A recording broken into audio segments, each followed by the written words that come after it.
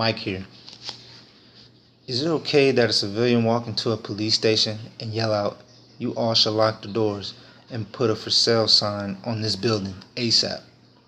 I'm quite sure weapons will be drawn, an immediate takedown, and arrest will occur. Should a student, grade school, or post-secondary be free to blurt out, "I don't like anyone whose skin color isn't like mine"? You could imagine the consequences for that student. Hate speech is not free speech. Hate destroys society.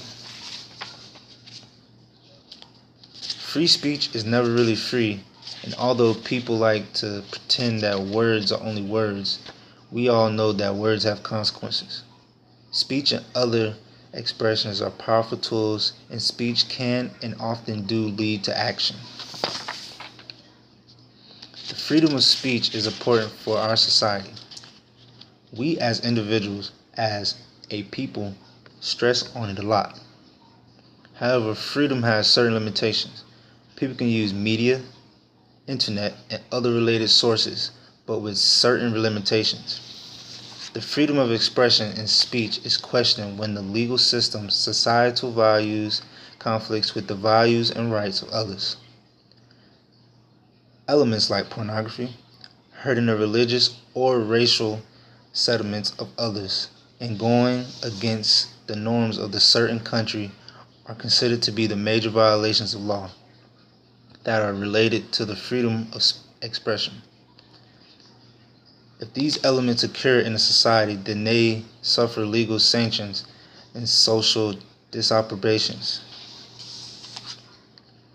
Should liberty prevail in society with no restrictions? I think not. The degrees to which people take offenses varies person to person, and in many cases it may also result in unjustified prejudice. Without restrictions to freedom of speech, individuals would infringe the other rights of others in many various ways. That is the reason why there are certain laws and acts that are used to restrict this practice. Criticisms are laid on different groups of individuals and societies when they affect the religious, social, moral identities of certain other groups. This criticism possesses negative effects in both the short and the long run. Freedom of speech may seem to be a viable approach in eyes of many individuals and philosophers, and in a democratic and civilized society, and the freedom of prevail. But hurting others for the sake of prejudice and hatred is not a good strategy for the society.